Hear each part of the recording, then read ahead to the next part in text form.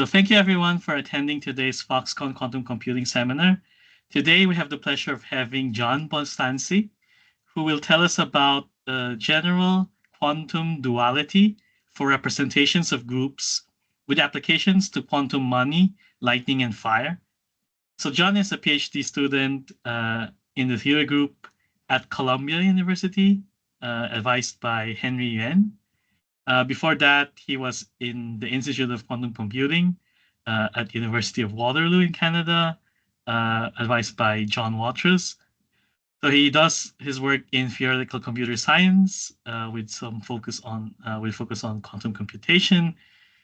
But his main interest in research is on understanding fully quantum tasks, including quantum cryptography, unitary complexity theory, and algorithms for learning from quantum data. So John, the floor is yours. Okay, thank you. Yeah, this is based on joint work with Barak and Mark. I'm gonna start with some like history or discovery fiction. So, and by the way, if anything doesn't make sense, please interrupt. The beginning of this talk will kind of be more abstract, and then we'll kind of become less abstract as the talk goes on. So, so in 2023, there was a. By the way, I have you guys like the video on my. Anyways, it's fine. So, in 2023, Mark Zhandry, one of my co-authors, he described a really nice way of constructing something called quantum money from abelian group actions. And don't worry if these words don't quite make sense, but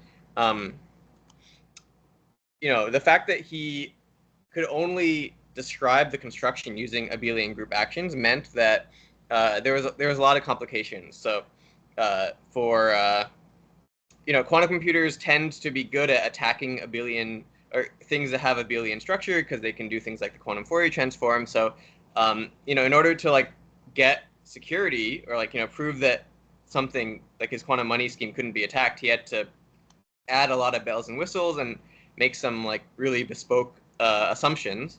And the hope was that if we could generalize this construction to non-abelian group actions, then we might be able to just have a cleaner construction and get a really nice security proof and all this stuff. But it turns out it was not that easy, and it actually led to a very interesting algorithmic task concerning representations of groups. So that's where I'm going to start.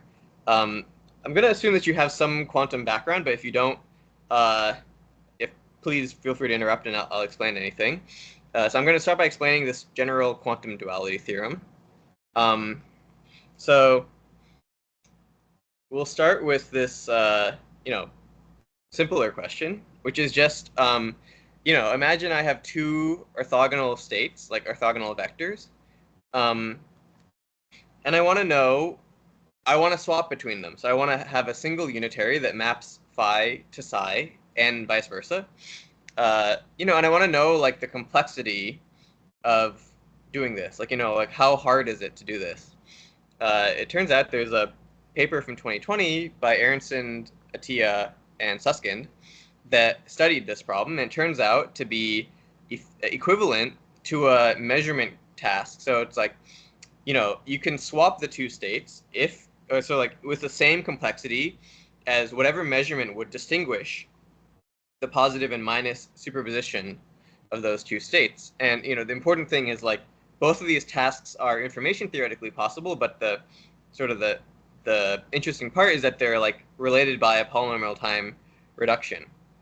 So the problem that we're going to be interested in is kind of like generalizing this to multiple states. So imagine I had a bunch of states, and now I have a way I want to implement a mapping between them.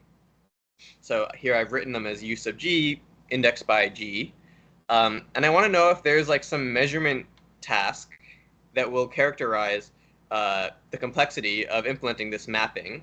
And here, a nice way to characterize a collection of unitaries is as a representation, which I'm going to explain now what that means. So this is the task we're interested in. Basically, I have like a bunch of states, and I want to perform some particular mapping. And in a similar way to AAS, I want to understand if there's just some measurement I could do that would like allow me to do this mapping. That's where the duality comes in. So now let's take a detour into representation theory. So can I just clarify the task? Yeah. Do you, I mean, do you want is it one unitary that's like doing this cyclic transform on these, or what's the structure of this? Yeah, in reality, the unitary that I want to implement is like controlled U sub G. So imagine a unitary that's like sum over G, like projector onto G, tensor UG. Like, it takes two registers, an index and then a input, and it applies the corresponding unitary. Yeah. Does that make sense? Yeah, sure. And do you have restrictions on the set of psi x that you considering or something for this task? No. Yeah. So I mean,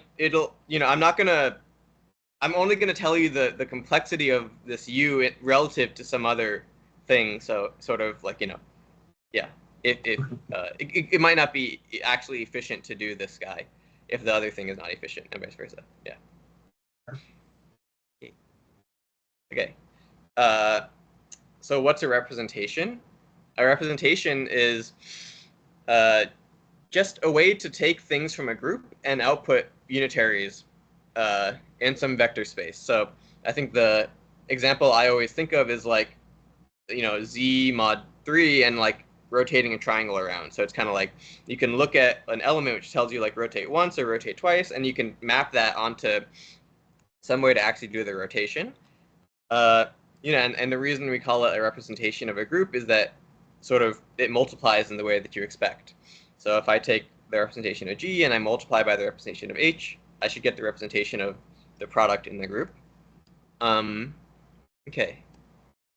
An important thing that we're going to have to know is these are called irreps, or irreducible representations. They're kind of like the prime numbers of representations. So in a similar way to how you can build every number by multiplying primes, you can also build every representation of a particular group by taking a direct sum of many of these irreps, these special rho superscript lambdas, and G hat. I'll just call it the dual group. That might come up, but yeah, just to see quickly where these irreps arise. Yeah, like I said, you can take every representation and break it down into a direct sum of the irreps. I'm just going to call the W sub lambdas the irrep spaces. And the important thing is that similar to prime numbers, like one irrep can appear multiple times in this decomposition. So it's not unique. There's some like multiplicity there. So quickly, just to see how these irreps arise, if you had a bunch of commuting unitaries, you would be able to like simultaneously diagonalize them. So you could break it down into one-dimensional subspaces where like each unitary acts as just a phase. But for non-Abelian groups, you won't be able to diagonalize them, but you can still do your best. And it turns out that if you find the best possible block diagonalization, it'll be exactly into these irreps. So that's sort of like where they arise. These are the irreps. And this unitary V that does the block diagonalization, this is what we commonly refer to as the quantum Fourier transform. Although, it's a very abstract way to describe what the Fourier transform does. Really this basis where the representation is diagonal is the Fourier basis, and this V is the thing that maps you from the standard basis to that Fourier basis. I'll come back to it later when it comes into play, but for now, just know that the quantum Fourier transform is the thing that diagonalizes a representation. Okay? So now I'm going to explain to you a particular measurement task, and without going into too much of the details, I'm going to explain to you this duality theorem. So the task is going to be called Fourier extraction. So remember, I could break down the vector space V into a direct sum of these W lambda I, and let me just write like a basis for each of these W lambda I. So we'll just say they're like psi lambda ij. And if you were going to do a full like Fourier spectrum or Fourier basis measurement, it would be like mapping psi lambda ij to like the classical description. Like you pop out the lambda, you pop out the I and the j. But it turns out, learning about I is like very hard if you have access to a representation, because the representation is block diagonal in the decomposition of the i's, right? So for each w of the same lambda, the representation like can't distinguish between them because it's block diagonal, and so it acts identically on all of them. So the next best thing you could do, or like the thing you would expect to be able to do given a representation, is sort of like this measurement task, which is like you don't learn what the I is classically, but instead what you do is, if I can use my mouse, you take some superposition of the basis vectors, and you can learn this task is called Fourier extraction. So it's kind of the task of taking this superposition, learning what lambda is, and coherently extracting, that's why it's called Fourier extraction, the j information, so the basis within each w set lambda I, and you kind of get this like leftover state, which will depend on lambda and I, which we call it the archetype state, but you can really think of this as like hiding the information about I, because you really can't learn it from the representation. Okay. Sorry, can I just ask, what is the distinction between I and j here? Yeah, so I is the multiplicity, so it like stores like which copy of W you're in, and J is the basis for each W. Does that make sense? Yep. Okay. Nice. So here's what Fourier extraction like looks like, so to speak. This is a circuit for it, and I'm gonna put these little indices here just so we know what's going on. So if I write the QFT, it's going to block diagonalize me in the W lambda I. So there's like some lambda information, there's multiplicity, and there's the actual basis I want to learn. And so if I could do everything I wanted to do, this is what Fourier extraction would look like, right? So I copy the lambda register up here.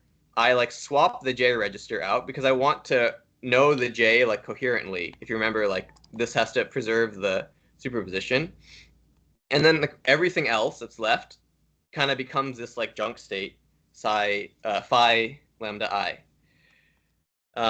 But this is like, remember I told you that the quantum Fourier transform for like an arbitrary representation, like this V matrix, that could be like arbitrarily complex. Right? Like I can't actually like do this just given the description of the representation. But it turns out, and this is like the kind of the content of the duality theorem in one direction, that if you just write down this circuit where the QFT is like the standard QFT, so to speak, in the then like these circuits are like exactly the same. Like they have the same action. You'll have to take my word that this is the case, but so here you see like this measurement task is can be implemented only using the representation. So that's the now these are all things that I could in theory do, and I guess I'm explaining it backwards. Sorry, like maybe I didn't plan this out the best, but hopefully this makes sense. Basically, this is the thing I would like to do. It turns out this circuit consists of components that I expect to be able to do, and it exactly implements this Fourier extraction thing. And it turns out it goes both ways. So if you can implement Fourier extraction, then you can also implement the representation. So that's the measurement type task that characterizes implementing some representation, is this Fourier extraction thing. Does that make sense? Can I ask a question again about this J thing? Sorry, this might be a bit of a confused question, but can you just clarify? Like, there's a separate J basis for each copy, right? And so when you write J, do you mean for the one copy, or like is it the containing the basis for over all copies? Like it's a product and up to permutation because you don't know which copy is order. Like, yeah, so let's say there's like some basis like psi lambda j for w lambda, and then the I is just like identical copies of that guy. Like there's some basis in which the irrep like row is written in. If I can go back, so this row, it's like written as like ij, sum over ij of like rho g ij, like ket I bra j, and that's the kind of the basis I want to extract. I want to learn like this j, if that makes sense. Okay. Okay. Thank you. Okay. So that's the duality theorem part, and this is the most abstract part, and it's gonna get the next part I'll explain to you is kind of, I guess like more relevant to application, or like kind of the reason we wanted to have this duality theorem. But this is the main takeaway from this part of the talk, which is that if you want to implement a representation, it turns out to be equivalent computationally to doing this crazy task of Fourier extraction, which is kind of similar to Fourier measurement, but different in important ways. And yeah. So the next part of the talk is going to be talking about this application. So if you remember in the beginning, we kind of set out on this quest to generalize a construction of quantum money from abelian group actions. So this is what we're going to set out to do. And before I get into that, I have to explain to you what all these terms like quantum money and lightning mean. So there's this very famous theorem in quantum information called the no cloning theorem, and it basically says that there's no universal algorithm that can take an arbitrary quantum state and output two copies of it. Okay. In 1970, Stephen Wiesner had a great idea, and he said, well, if you can't clone an unknown quantum state, maybe I can put some information into that quantum state that makes it useful. And the idea that he had was to do what he called quantum money. The idea was just to have a state that some third party could verify and also create. So in this case, like some mint or a bank like creates these quantum banknotes, and from the no cloning theorem, or something more advanced in his case, he had to do more work, but morally, like, because an adversary can't clone the state, they shouldn't be able to take $1 bill and produce $2 bills. And it should still be the case, again, it was the case in Wiesner's quantum money, that you could take the dollar quantum banknotes and take them back to the bank, and the bank could, give you a thumbs up and tell you that's a valid banknote. Okay? And, in order for the bank to be able to do this, there has to be some serial number. So, the bank remembers the serial numbers, and it can just look them up in some database. But there is kind of a problem with this scheme, which is that, there has to be a bank involved. Like, if I wanted to send my money to my friend, we'd both have to walk to the bank, or, maybe we could, like, send the money to the bank digitally. But, we have to do this intermediate step where we send the money to the bank, and then the bank verifies it, and then my friend finally accepts the money. So in 2009, although I've been told, I think Gauss Bressard has a paper in 1984 crypto that proposes the idea, but he also told me that everything else in the paper was wrong, because like it all depended on factoring being hard, which at the time they thought could have been hard for quantum computers. But anyway, so the reference I know, which is doesn't depend on factoring, is from 2009, where Aaronson proposed just this primitive, right? This primitive of public key quantum money, where instead of having to take the banknote to the bank, my friend could just hold it up to the light and check, like, okay, yep, that's a valid banknote, and they're on their way. So it's kind of a, a vision for a peer-to-peer version of quantum money, and it should, in Aaronson's like sort of the way that he specified it, it should still satisfy this no cloning property, right? Like no adversary. In this case, like no computationally bounded adversary should be able to take one copy of the banknote and produce two. Okay? And then this was further strengthened by Mark Zhandry in something he called public key quantum lightning. Public key quantum lightning has a very similar interface to quantum money. The exception is now we don't even want the bank to be able to make two copies of the same banknote. So whereas before, like the bank maybe knowing the serial number or knowing how to mint from a serial number could pump out, mini counterfeit bills if the bank was malicious. With quantum lightning, the idea is that the bank should do some collapsing measurement, and then that measurement produces for them a serial number and the banknote, and it should be really hard for them to like produce another copy with the same serial number. Okay, this is kind of like a collision-resistant variant of quantum money, and I was told actually the original name was collision-resistant quantum money, but then he really wanted the quantum lightning never strikes the same state twice, like tagline to work, so then he called it quantum lightning. Yeah. Okay. These primitives are all, really exciting, and I think people outside of quantum computing have been, kind of allured by the possibility that you could have this kind of peer-to-peer, publicly verifiable money that doesn't require even a blockchain, for example. But not everything is perfect, and it turns out these primitives are extremely hard to build.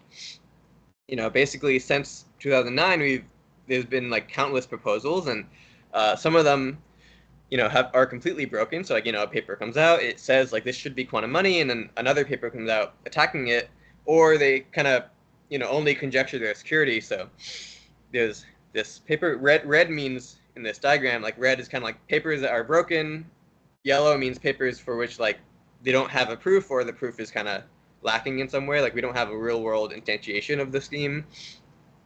Then more recently, I guess not recently, but another way that people have tried to make this work is by proving that their schemes are secure in an idealized model. So, if I have an oracle, or if I expose some functionality without giving someone access to the code, you can often prove more things than you can about the plain model.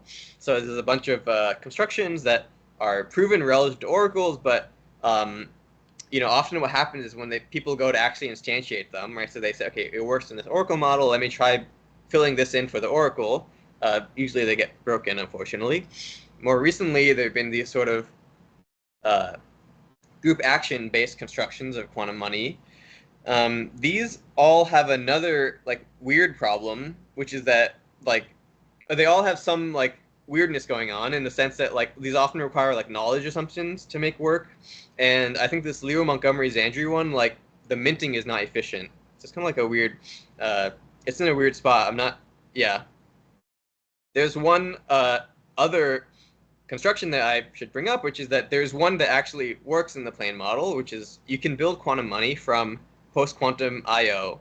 So I/O is this extremely powerful cryptographic primitive, basically the most powerful cryptography you could imagine, with some caveats.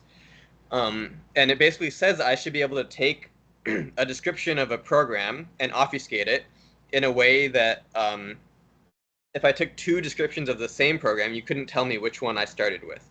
So this is I/O, and it's been a very long-standing open question to build post-quantum I/O, or even to have a candidate for post-quantum I/O. So all the candidates of pre-quantum I/O, I think almost all of them, I'm not sure, but the ones I know depend on something called pairings, which are known to be broken by quantum computers.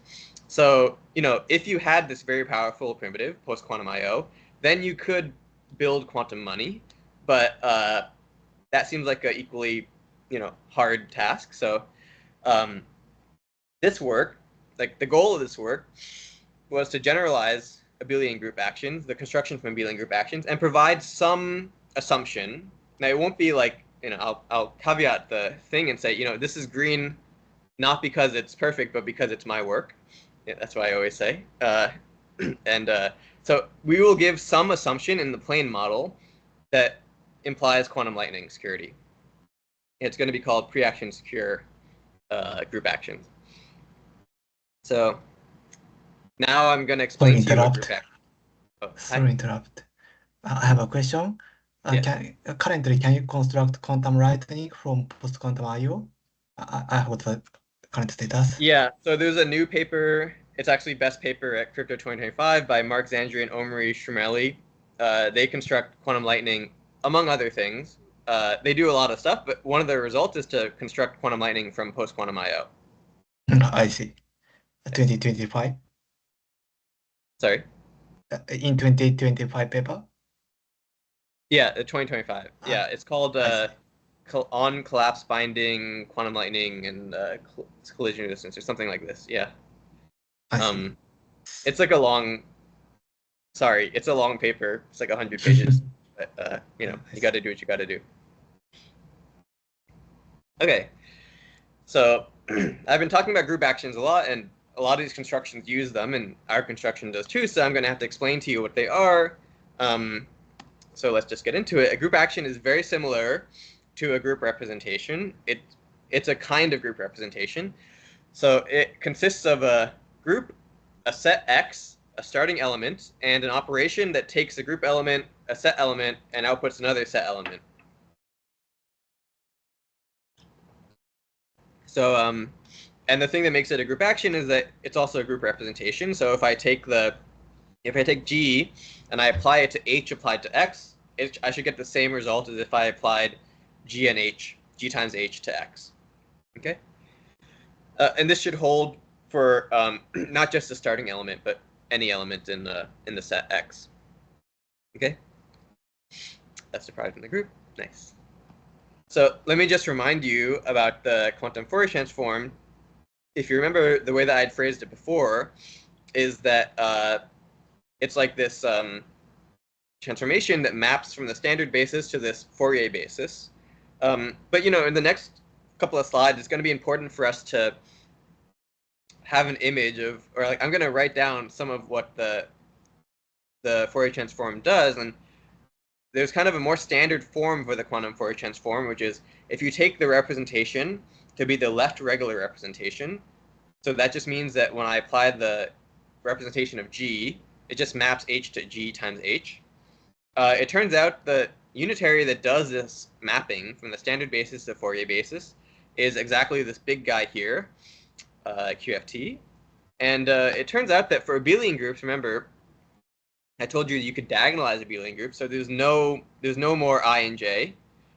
So if you work it out for abelian groups, this is exactly the thing you've seen in a textbook, which is like sum over K of sum over like IJ of like omega n IJ, kepra IJ. So trust me that this does work out, but this is the definition for this is kind of the textbook definition for non-abelian groups. And it has these like little irrep guys in here. Okay. And before we get into the construction, I'm going to need to, give you the disclaimer. So this construction is only going to work if the group you start with has an efficient quantum Fourier transform. By that I mean this guy that I wrote here. If this is efficient to implement. So for example, if the group doesn't scale in the security parameter, like if it's a constant status group, or groups that have structure like the dihedral group or the symmetric group, there's like a lot of work on that's been done on like finding efficient quantum Fourier transforms for these kinds of groups. So these are the kinds of groups we can do this for, the kinds of non-abelian groups, but just telling you that it won't work for any group. Okay. Now, a quantum lightning scheme has two parts. There's a mint and a verify. So a mint is what the bank should do to produce a banknote, and the verify is what you might do to verify that a banknote is valid. So mint is just going to take a security parameter, and the first step is to just prepare a uniform superposition over group elements.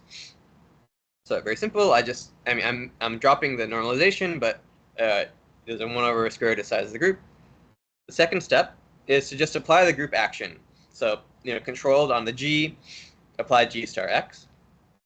And then the final step is just to perform a quantum Fourier transform on this register and measure the lambda.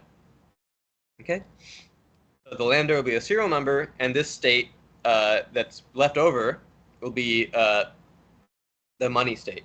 In reality, you also want to measure I and J, but they won't. The verification won't use them, so they're not going to be part of the serial number.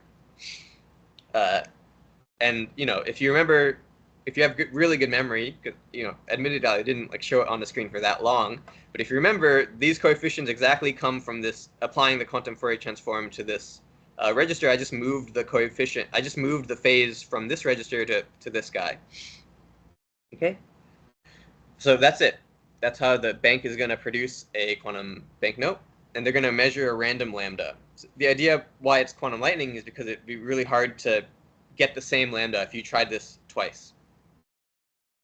Okay. Now I have to describe for you how you would verify things. So, say that someone came to you with a serial number, lambda, and a funky looking banknote, this pound thing. We don't like those here. And you want to check that it's a valid banknote. So, what are you going to do? It's going to be a lot of deja vu. So first, you're going to prepare a uniform superposition over group elements. Then you're going to apply the group action. And, if I can write out the proper state of the banknote and, do this. So in the Abelian case, there's, this interesting phenomenon where, if you apply XOR to fz to n, to a state in the Fourier basis, you kind of get, a phase kickback, right? So, you could, you could reindex a sum and get a phase kickback. It turns out if you apply the group action for a non-Abelian group, you get, a state kickback. So the state L is this sum over G of this guy. And the key difference between this state and the money state is that this G is now in the clear. So if you remember, if I can go back, this guy has G star X. You can kind of think of G star X as being hiding, something that hides the group element G. So it's not easy to do the quantum Fourier transform on this state. But when I do this group element, I actually get a state that has G in the clear, kind of as a phase kickback. And importantly, the reason why the algorithm is not going to use the I and J is because I'll actually get a random I, and I'll also randomize the J here. So, it won't depend on that. And the final step is, well, now I expect this state to be in the lambda irrep, for the same lambda as my serial number. So I'll just do a quantum Fourier transform on the state and measure the lambda, and I'm going to check that it's equal to the serial number. Okay? That's it. So, basically, this should kind of intuitively make sense because, if I have a measurement and I run the same measurement on so the bank did a measurement to get the banknote and serial number, and if I do the same measurement, I should accept with probability 1, right? Just because, I have the post-measurement state and I did the same thing. So it kind of makes sense that the verification looks very similar to the minting. Because this phase kickback, or this state kickback, re-randomizes the I for the L and the J for the $ state. I can only check the lambda information. Okay. So this is the description of a quantum lightning scheme. And the final thing we're going to need, or I guess the most important part, is to be able to somehow prove that no adversary can get 2 copies. No adversary can counterfeit this quantum banknote. And morally, the way that we want to start this proof is going by assume for the sake of contradiction that somebody managed to get 2 copies of the state. Some guy out there managed to raise 2 copies of the same lambda, and we want to ask ourselves what's something you can do with 2 copies of that state that you couldn't do with just 1 copy. This is sort of the reason why it should be hard to get 2 copies, right? It's because you now could do this incredibly hard, presumably incredibly hard task. And the answer that we have, I don't know if it's the only answer, but it's kind of the thing you expect to be able to do is a swap test, right? So if I had, the thing that I can do now is distinguish between something that keeps my state fixed and something that maybe moves it around randomly. And the idea is if I had 2 copies, I just do the thing and I see if they're the same after doing it. And I will say, one idea you might wonder about is can I just do there are tests that kind of test for this thing that only use 1 copy, for example a Hadamard test. You could have a plus state and do a controlled operation, but these are kind of phase sensitive. So if I have a thing that just applies a phase to my state but doesn't actually move it, somehow the swap test will tell me they're the same even though a phase was applied. But these other tests that only use 1 copy, they won't actually be able to tell that my state stayed the same because there'll be a global phase. Okay, so that's so morally the answer to this question, what can you do with 2 copies you can't do with 1, is kind of a swap test and distinguishing between 2 kinds of operations. So now I'm gonna have to tell you what are 2 operations that you could do to the quantum money state, one of which would keep it the same and one of which would move it around a lot. So in order to do that, I'm going to explain something, I don't know if this is in the cryptographic literature, but we call it a pre-action. So if you remember, the group action is like this. So if I apply the group action of H to G star X, I get HG star X. So it just comes in on the left. And now I want to define a pre-action. So pre-action is going to come in on the right. So if I apply H to this state G star X, I'm going to get a H inverse on the right.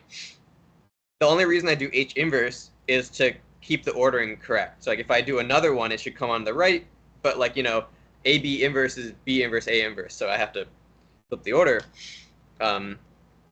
So that's that. So this is what a pre-action is. Intuitively, like, it should be like, you know, for those of you who are familiar with group actions, like this is kind of like really hard to do because it kind of requires, at least the only way I could think to do it is to first like extract G and then apply H inverse and then apply G. It's kind of like not so easy to see how you would like do it without first extracting G. And the problem of extracting G is this famous problem, which we would call discrete log. So this is a pre-action, and now pre-action security as a notion has two parts. So the first part is pre-action hardness, which simply states that it's you know, these are two assumptions you can make about a particular group action. The first of which is pre-action hardness, which is that it's hard to implement a random pre-action.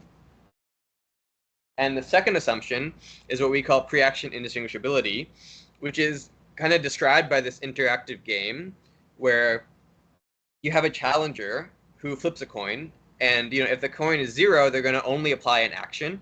They just hit it from the left. And if the coin is 1, they're going to do both, a pre-action and an action. And your job is to distinguish the two cases. Like, did they do a random action, and did they do a random pre-action? You know, before I move on, I will say like one really interesting thing about this is like this pre-action indistinguishability. It looks like a classical game, right? Like you send a set element, and you have to distinguish between two cases, and the challenger could be entirely classical because they're just applying either an action or a pre-action. But it turns out, like, you know, if you send any G star X, right? If you just like pick your favorite G star X and send it over, these two distributions are identical, right? Like if I like apply a random H to your G, I get a random group element, and if I apply a random pre-action, I also get a random group element. But it turns out these two cases look very different for superpositions of group elements. So even though this pre-action indistinguishability is a classical looking thing, in reality it's like a fully quantum sort of security game. Yeah. Okay, so let me just quickly explain the security reduction. And you know, I'm sure a lot of you have been wondering, like I talked about this Fourier extraction thing at the beginning of the talk, and it like has never appeared. It hasn't appeared, so it's about to make a comeback. So how do you you know, do security reduction? The point is, remember, the point is like we assume for the sake of contradiction that we have two copies of the quantum lightning state, and now we want to break this pre-action indistinguishability. So what's the game? What's the way to break it? I take one of my copies and I give it to the challenger. Oh, and I get now I have two copies. Like I get the state back from the challenger, and I do Fourier extraction on both of them, and then I just do a swap test on these like these seemingly junk states, which we call archetype states. And that's it. I see if it's the same or different. And like morally, what's going to happen is that if they only did a action, so if they only acted on the left, then it's kind of block diagonal in the I register, which means that it's going to keep the I, like psi lambda I, the same. I'll get the same thing for both. Like it's going to change the J register, but you know, this is why I'm doing Fourier extraction. Like acting from the left kind of changes the J. Acting from the right flips the I and the J. So acting from the right will basically change the I while keeping the J the same. So if they did a pre-action, I'll, with very high probability, see two different archetype states. So this is exactly the task where like applying an action keeps the state the same, but applying up to some phase, but applying a pre-action kind of like sends me to an orthogonal state. So with two copies of the state, I can distinguish between these two, but with one copy, you can't. Okay. So all that said, the main theorem is that if you give me any group that's pre-action secure, then this quantum money scheme has quantum lightning security. So no party can make 2 copies of the state. Okay, I think I'm a little low on time, but there's only one more thing I wanted to say, which is for the practitioners out there. A lot of what I do is very theoretical, and we make all these assumptions and talk about things very generally, but you might wonder how you'd actually do this if you were like trying to code this, and maybe in like 5 years, 10 years when we have like quantum computers. So I just wanted to talk about one particular instantiation that I think is kind of promising, and hopefully someone does this someday. I don't know. So there's this cryptosystem called the McEliece cryptosystem, which is, I'm not sure if it's like one of the NIST standard ones, but it's a promising post-quantum cryptosystem, and kind of implicit in the McEliece cryptosystem is a group action of the symmetric group, which I'm going to explain here. And we conjecture, we have no proof, but we conjecture that it satisfies pre-action security. So group elements, the set elements are going to be n by m matrices with entries from some finite field. So in reality, these are going to be like the code words of some, or like the generator matrix of some Gopa code. But just think of these as matrices. And if I want to act by a permutation in SM, then all I do is I permute the columns and I row reduce the matrix. So I make the first n rows and columns equal to the identity, and I have like the remaining m minus n kind of columns of the matrix. And it's a standard assumption in McEliece cryptosystem that this thing I get from applying a random permutation is indistinguishable from the row reduction of a random matrix. And so, yeah, it's our conjecture that this is pre-action secure, although I haven't been able to reduce this to like a standard assumption about the McEliece cryptosystem. I think that's like an interesting question. And I'll leave you guys with, I'm going to end the talk with these open questions. One of which is so anyways, the first of which is like I said, our pre-action security is kind of a new assumption, and it's not been tested like things like discrete log or hidden subgroup problem. So it would be nice to reduce pre-action security to a more standard assumption.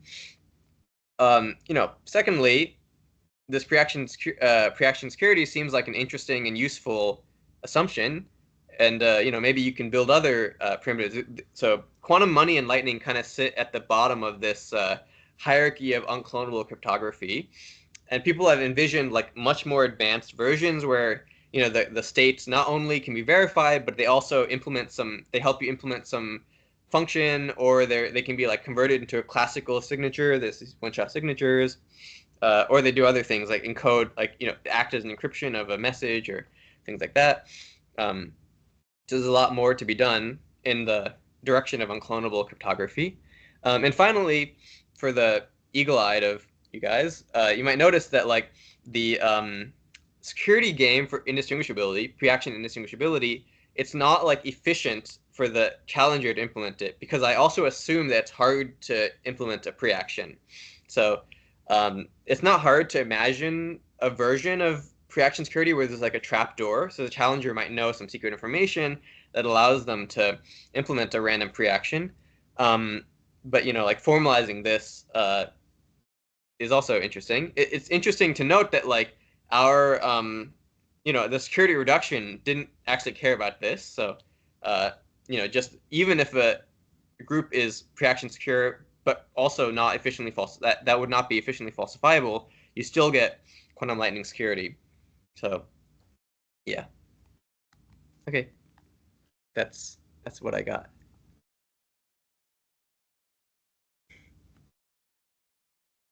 Hello. Yeah. Thank you very much for very interesting talk with very nice results. Yeah. Actually, you had more time than you have. I guess like there's like 10 minutes. Oh, really? I saw the time in the recording thing. It says 55. Oh, because like it started 5 minutes before the time because I came Oh, into I the so I don't know if you actually rushed through something that you wanted to say more. no, Uh, it's okay. yeah, but anyway, I guess like there will be more time for some questions from the audience. Yeah, so as always, if you have a question, please feel free to unmute and ask it now. Yeah, I have a high level question. Sorry, I'm not very familiar with quantum money, but yeah, it seems like it's a very natural property that you want that you want it to be hard to replicate a note, but I guess in money you also want it to be hard to create a note.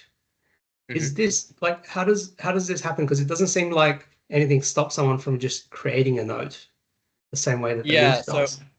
the thing that I described as quantum money, it's I guess like more formally known as a quantum money mini scheme.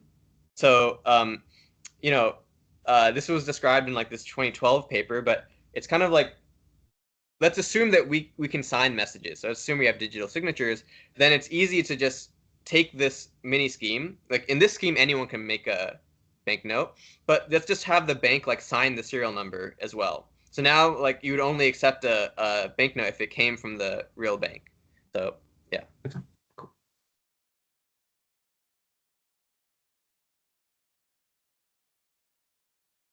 In this case, like the signature part can be entirely classical.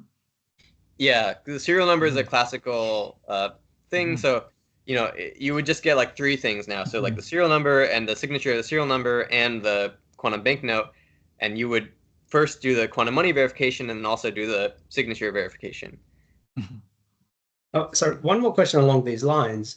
I guess if the quantum money verification, was real, you're implementing it, you might make errors sometimes and just destroy the banknote, right?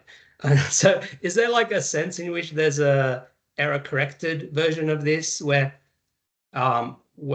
it can be encoded in a way that makes it extremely unlikely that verification will destroy the note? Let me say one thing, and maybe you can tell me if this is what you had in mind. Okay, if I have a perfectly working quantum computer and I make a measurement that succeeds, I make a measurement and I get the outcome I expect, then sort of, I've like projected onto the +1 eigenstate of that measurement, right? So in some sense, like if I gave you a banknote and it was like, had a little bit of error relative to a correct banknote, and then you like did the verification and accepted, it would actually like project onto being a valid banknote. So if you did the verification again, you would accept with probability 1 if there had been no errors. Like our scheme at least is like perfectly complete. There's other schemes that are like not quite, but it turns out you can amplify quantum money with like parallel repetition. So, and that's the other thing I'll say is that like you could have a banknote be like a bundle of banknotes where it's like mini serial numbers and mini banknotes and essentially like amplify any security scheme to be like very close to perfectly complete or like 1 minus negligibly complete. Is that what you like? Does that answer your question or is yeah? I don't. Well, maybe it does, but I don't see how.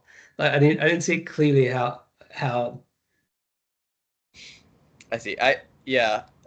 Are you asking like if your quantum computer makes an error during the verification? Yes. Can you? I mean, yeah. Could you put your money in an error correction code so that a quantum, like if your quantum computer had a low enough error rate, you're not going to like destroy the logical information. You might like mess up something and then you do error correction and then now you have your money again. You can try again without having destroyed the money in the first place. So,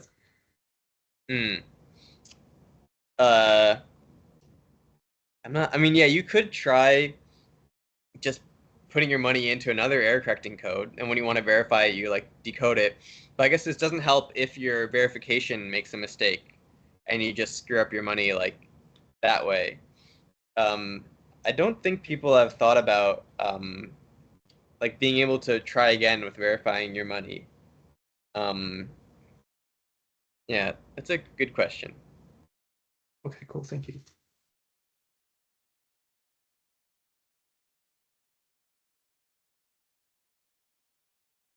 All right. So, anyone else has some questions for John? It might be a ridiculous question, but do you think that your assumption is more reliable compared to I/O, post-quantum I/O? I think our assumption is definitely more plausible than post-quantum I/O. Just because, yeah, I can at least I can point to some group action and say this might plausibly be pre-action secure. My understanding is like no one can point to anything and say that it could be post-quantum I/O. So I don't know. Yeah. So, and I think I cannot understand what your general duality theorem, but does that technique can be applied to cryptographic primitives that does not rely on group action? Sorry, say it again. So I mean, so your technique can be applied to the scheme without group action. So currently you apply your duality theorem to the group action schemes, right? Mm-hmm. So my question is, can we apply your technique to the other scheme beyond group action?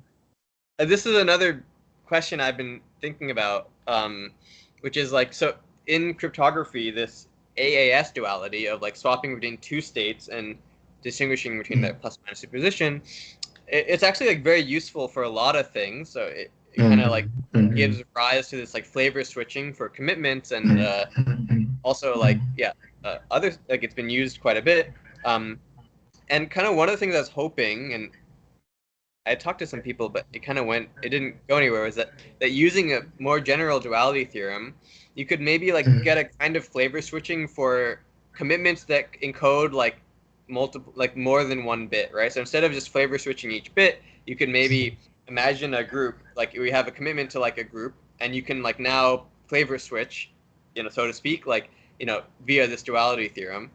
But it was kind of really hard to define, like, what does it mean for such a commitment to be like, binding, for example, or like hiding? I mean, hiding is more simple because it's like you can't learn the group element, but sort of binding was a little harder for these kinds of things, because typically the way that we define binding for commitments is like this swap binding thing. Very nicely works with the AES duality, but sort of, I think if you could define a notion of like generalized commitments to not bits, then you could maybe get a flavor switching type lemma using out duality. Yeah. I see. Thank you. Hi. Answer.